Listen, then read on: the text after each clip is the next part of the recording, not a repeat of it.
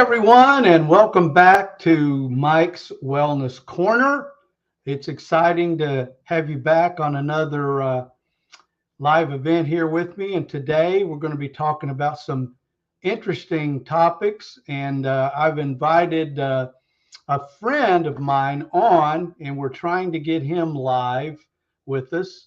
And we may be having a little bit of technical difficulty, but no matter, we'll get it to work here in just a second. So let me see what I might do here to. Okay, there we go. There we go. Now we have our friend here. Hi, Bob. Hi, Mike. How you doing today? I'm doing great. I'm doing great. So welcome to Mike's Wellness Corner.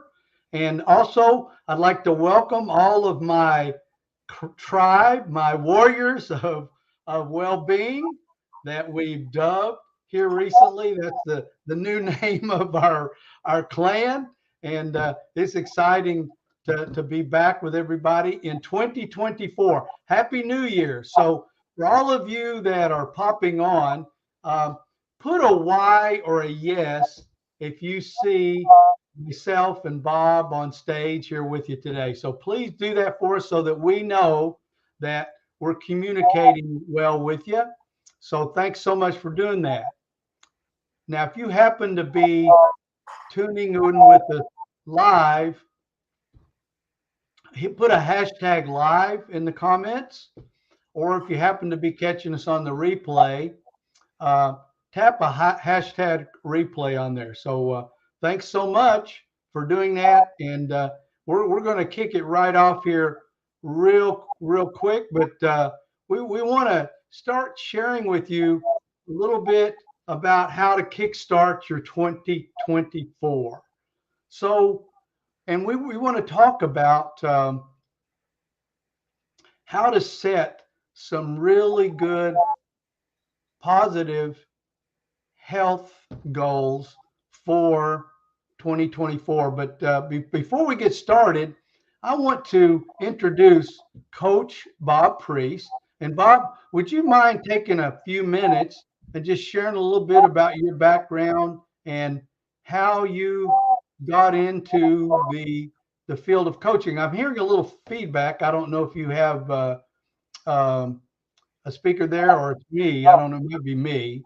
But I'm hearing a little bit of feedback. But at any rate, Bob, tell everybody about you and how you got into this marvelous world of coaching. Let me turn the sound down a little bit for you, Mike. That might be what's on. Might have it too loud. Does that take some of it out? Yes, that's better. Good. Well, thank you very much for having me on your show today. I was excited for the invite. And so a little bit about my story. I won't get into the long details, but I have been an educator the majority of my life. I've been a business owner. And about 6 years ago, I had a pretty catastrophic situation where I had a stroke at age 60 and thought I was in pretty good health. I was runner, cyclist, was doing the things I thought was correct, but obviously some things were not correct. And along the way, after having the stroke, I really went into the research and study and trying to understand more about not only my body, but just the world of holistic medicine and trying to get out of using all the Western ways of doing things. And along that journey, I decided to become a health and life coach because of the things that I was learning that I wanted to pass along through these different mediums like you're using. So that's kind of the way I got started into the health coaching. And now I am a certified health and life coach and kicking things off in 2024 with setting good habits and good goals and stuff. I think it's a great way to begin the year. Thanks for having me on. Hey, you're welcome, Bob, and thank you for sharing. And like you, I had a pivot. You know, I was an educator as well. Bob and I were both former band teachers and professional musicians at one point in our careers. But I went through a health challenge as well and had a major life change. And when you go through, I mean, Bob's situation, he and I both had near death um, health challenges, and neither of us planned on it, nor did we. It's something we want to go through again, but it actually helped us become more educated, become more familiar with our bodies and how they work. We've learned nutrition, both of us, and we've actually had an amazing life pivot as a result of what we went through. So, but here today, we're going to be talking about some really amazing SMART goals for everyone to consider as they're planning and mastering the art of health goal setting. We all, this time of year, do New Year's resolutions. We do all kinds of interesting planning, and sometimes it's a wish, but typically people at this time of year do goal setting and goal planning. So most times people don't consider health goals as part of their plan. I mean, everybody wants to lose weight. I have a weight goal for this year, and I don't mind sharing it. Uh, when I left college in 1975, I weighed 155 pounds. And through some career changes after leaving education and getting in the world of sales, I became pretty sedentary. When I was an educator, especially a band teacher, I was marching up and down the field a lot. I was being very active. I was playing tennis, doing some other things, running, and kept my weight pretty stable. Once I left that and got into the career of sales, I slowly but surely gained about 75 pounds. So when I graduated from college in 1975, I weighed 155 pounds.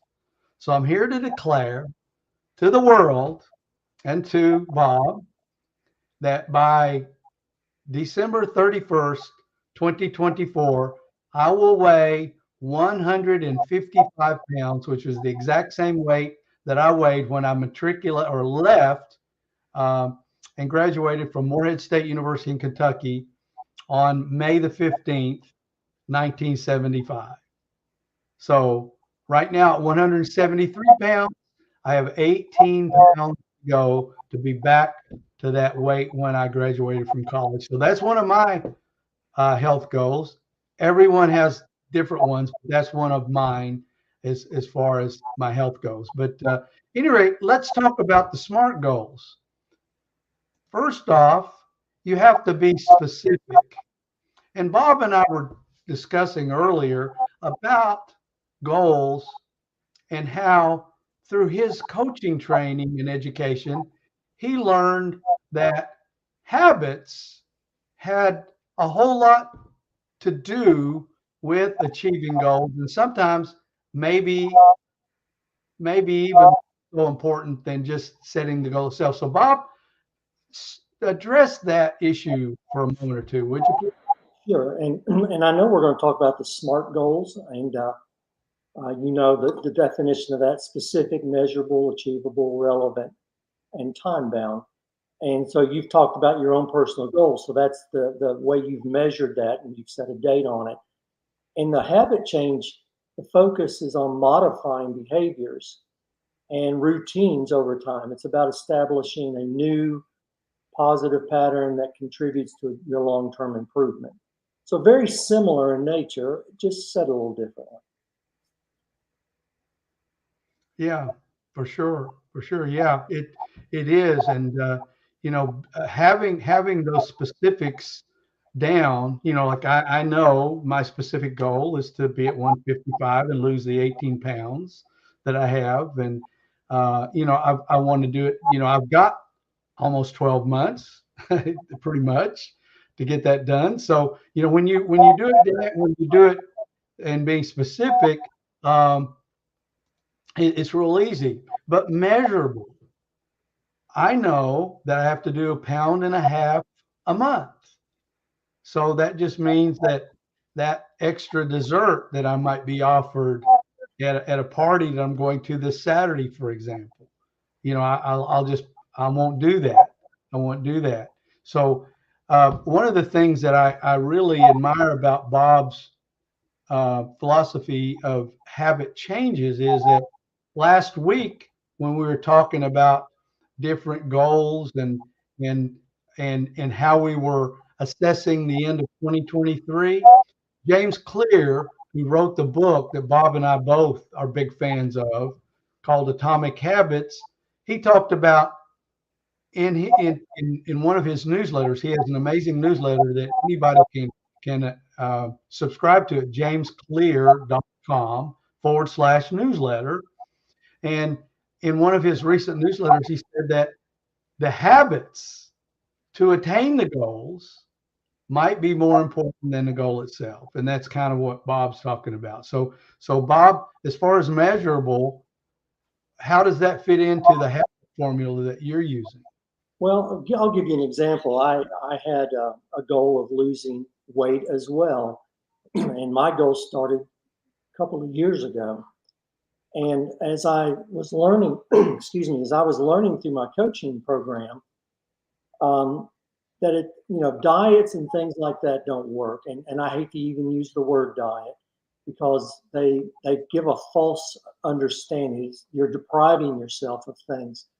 But what I did learn in my habit changes is what did I need to do to reach the goal that I was setting, which is X amount of pounds by a certain specific time, and the habits that I needed to change. For example, you just mentioned not eating the dessert. You're already a couple of days before you go to this party deciding in your mind that you know it's going to be there, but you've already made that decision that you're not going to partake of it.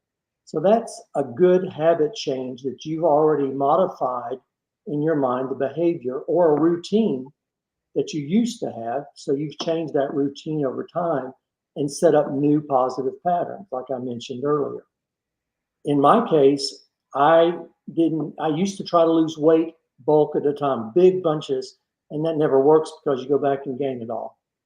And so when I made that change to habit changes, I was losing between 1.5, 2 pounds a month. And over the course of 2 years, I lost over 50 pounds. And I was just always being very specific and focused on what it was that I had in my mind in the new habit change, the new way I looked at foods, the new way I looked at the pattern that I had about foods. And that's what made the change for me. And obviously, you must have been measuring that on a monthly basis, right? I was, and sometimes more than a monthly basis, just to make sure that I wasn't going the wrong direction on the weight. Yeah, it was, I was so proud. I was so proud because we went to my son's house and his wife is from Venezuela and she makes such amazing black beans and rice, but she also makes the most delicious, oh my gosh, flan. Oh my gosh, this stuff is is amazing. And I up until we went there at 3 p.m. on Christmas Day, I'd only eaten a couple of apples because I knew I was going to partake of that flan. But the next day, as I was measuring and weighing myself, I was so proud I didn't gain any weight. I didn't gain any weight. So typically in the past, breakfast morning would been pancakes, bacon, and eggs, but I gave that up and just only had apples before we went for Christmas dinner at my son's house. And I was very proud that when I measured the next morning, I had not gained any weight. So the next part of the SMART goals is making it achievable. And many experts in goal planning. I mean, I started learning goal planning with Zig Ziglar 40 some years ago when I got his yearly goal planner journal. And it's not only is it a calendar, but you keep up with each one of your 5 major yearly goals in that planner and you check off the steps that you do daily to do that. And one of the things that he and many others that do goal setting talk about is making them achievable. And here was an experience I had. My wife and I met 25 years ago, and we had been married a couple of years as we approached her 50th birthday. And one of her goals was our daughter, or her daughter, which is, both our daughters.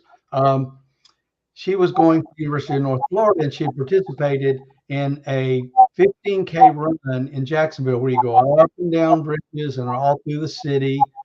And it was called the Gate River Run because it was sponsored by the Gate um, Petroleum Company, and it was a big deal. So my wife wanted to prepare and get ready to do that 15K run, 9.3 miles. So I said, okay, I'll do it with you. So we had to set a plan, which meant because I had to be at school at 7:30, she had to be at her office at 7:30. We had to get up at 5 a.m. to go out running around the neighborhood for a couple of miles every morning. And we did that for 4 months. Now, there were many mornings when, especially as it got colder in the wintertime in Florida, and I know I shouldn't use that word for people like you that live in Virginia, For but sure. but but it was tough because this run was in the first Saturday of March. So we knew starting in December, no, actually November, right after Thanksgiving, we had to start our plan to get up every day and to fast walk or run. And we mostly did running to get ready for this 9.3 mile run. So my goal was to finish it under 3 hours. 3 hours. Now, the people that won that race did it in under 35 minutes, right? 30, think about that. It's like or 40 minutes. It was they really moved. Well, my goal is to get it done in 3 hours. So so here's the thing, because we had that plan and we had an achievable goal. My wife wanted to do it in an hour or hour and a half. I think her goal was an hour and 15 minutes, if I remember correctly. But I wanted to do it in 3 hours. Well, we'd start the race. Within a mile, I start having major cramps. And so she's stopping and helping me rub my cramp on my right leg, my right ankle, or right behind my right leg. And I said, "No, honey, you go on. You get your time. You go. I'll catch up, or I'll finish the race. I promise I'll finish the race." Well, even with that delay of the cramp, which I lost, I know 8 to 10 minutes at least getting that cramp worked out, I still finished that 9.3 mile race in 1 hour and 48 minutes. Bravo. 1 hour and 48 minutes. But there is no way that I could have done that if we had not prepared for 4 months. So there's some specificity there. But, as Bob mentioned earlier, I had some time bound goals here for my weight loss coming up, but we also had one for that race as well. So Bob, what's been an experience that you had? I know you talked about your 2-year weight loss goal. Are there others that you've personally had where you put a time limit and a date on the goal, whether it was a business goal or health goal? Let's talk about a health goal, though. My health goal after having my stroke, one of the goals was to, during the time that I had my stroke, within that 1 year, because for a year I couldn't do a whole lot of exercise. My equilibrium was really messed up. So getting out by myself and just walking was not always doable. But so I gained a good chunk of weight. So once I got past the stage of being able to feel a little more comfortable, I started setting goals of going out daily, walking just a mile.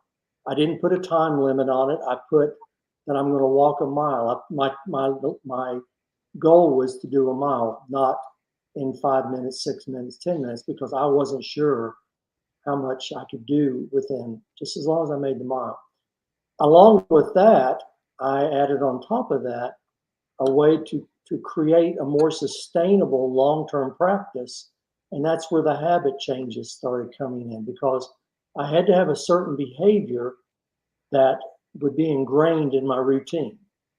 And so over time, as I did that, my 1 mile turned into 2 miles, turned into 3 miles, turned into 4 miles, turned into 8 miles eventually. And it was never running, it was always walking, pretty brisk.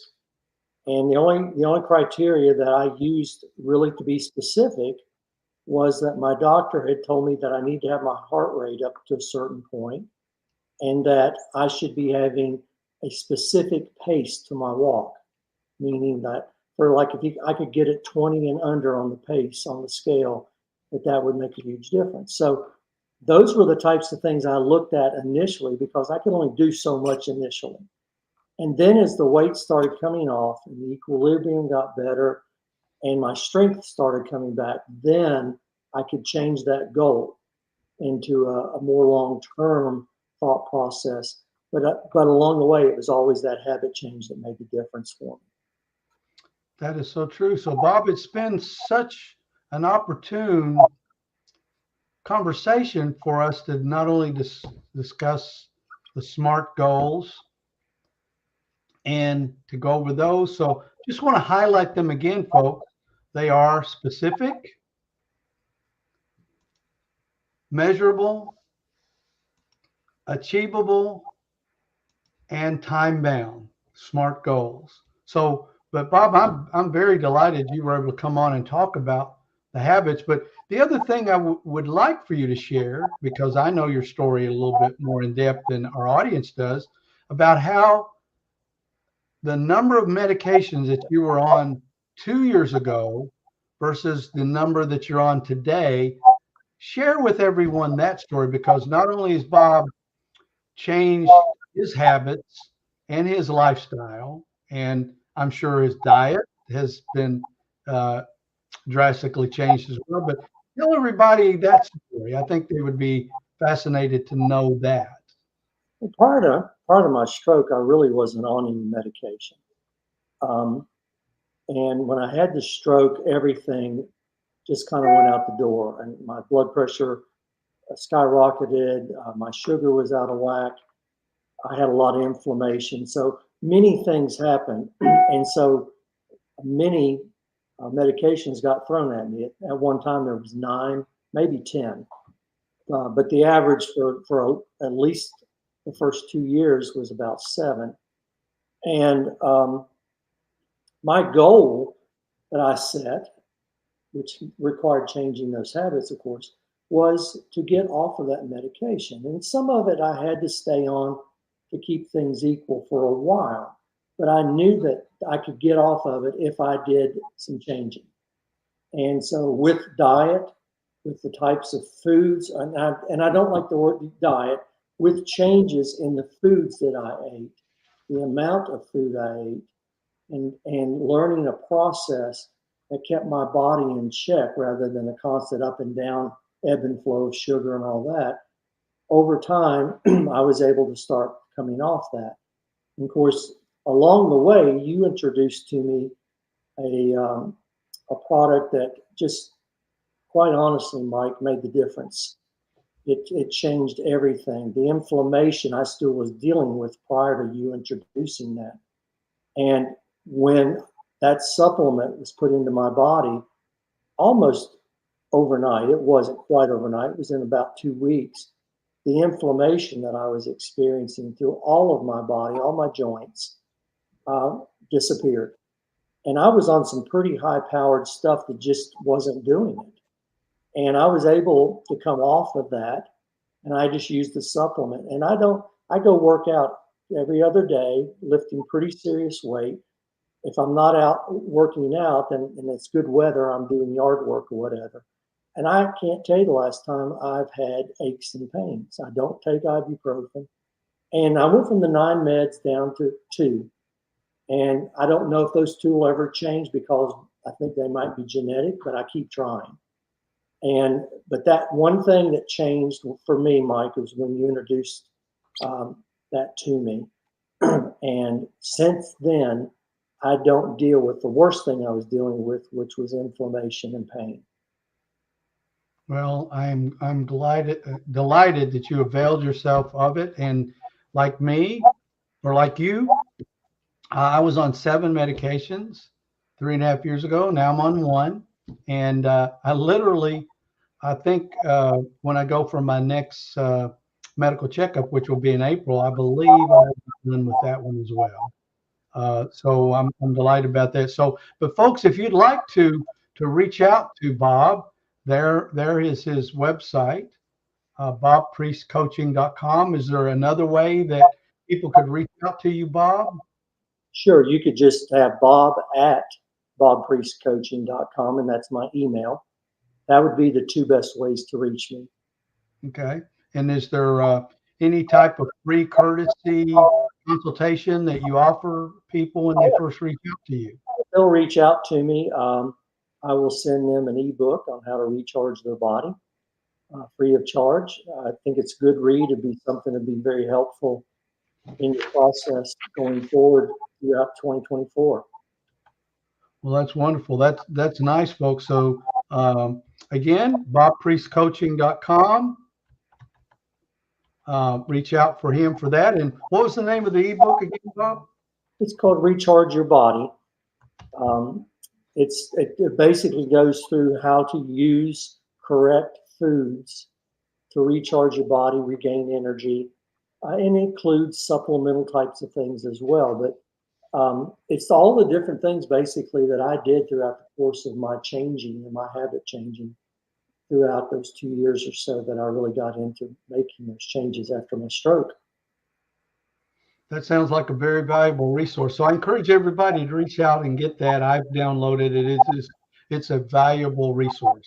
So also, I'd like for everyone to reach out to me at mikebeverly.life, but you can also go to mikebeverly.life/optimize. And I just want to ask a question. Have you ever, as you're thinking about being more active and having some daily habits that will increase your energy and give you more vitality, have you ever thought, how am I going to do that? I don't want to join a gym. I really am not into working out per se. So have you ever found yourself saying, how am I going to do some of the things that Mike and Bob talked about? Put a 9 in the comments below if you are that person. Yeah, I want to get healthier. I want to have better health goals, but I just don't know where to start. Put a 9 in the comments below, please, if you're that person. If you are, I want to encourage you to download my ebook, Optimize Your Overall Health and Wellness Today. It's really simple tips. You don't need any new fitness gear. You don't need your life, your schedule. You can just implement these tips in the book with your already hectic schedule and your life, and you will find out what Bob and I are talking about and the habits that he certainly has developed through his health challenge, and the things that I'm implementing are much easier than you might think. So, Bob, any final takeaways as we wrap up today here? I think biggest thing I would say, Mike, in your habit changing thought process is to concentrate on the process and repeated actions so that it leads to positive outcomes. So the emphasis is on building a system of behaviors that contribute to your overall well-being. That sounds wonderful. So again, folks, reach out to Bob at bobpriestcoaching.com or his website, and feel free to reach out to either of us. We're here to help you in any way we can, and we're always delighted to hear your story. Your story might be one that has an impact on other people. And, like Bob and I, because we came so close to dying, both of us, with our health challenge, we were a little bit reluctant to be as open as we are now. But the lives that we both have impacted over the last several years has been innumerable. So your story might be one that impacts a lot of people's lives. So feel free to reach out. But please reach out to either of us. If you're seeing this live, put hashtag live. If you're seeing it on the replay, put hashtag replay. We'll look forward to seeing you next Wednesday, Mike's Wellness Corner. And then look out for my newly rebranded podcast. It's been called Health and Biz Bikes for the last year and a half. It's going to be renamed and rebranded next month in February as Warriors of Well-Being will be the new name. So look out for that. And we'll look forward to seeing you next week on a live and on some future content that Bob and I both will offer up on LinkedIn and other platforms. So have a wonderful rest of your week, everyone, and take care. Bye-bye. Goodbye.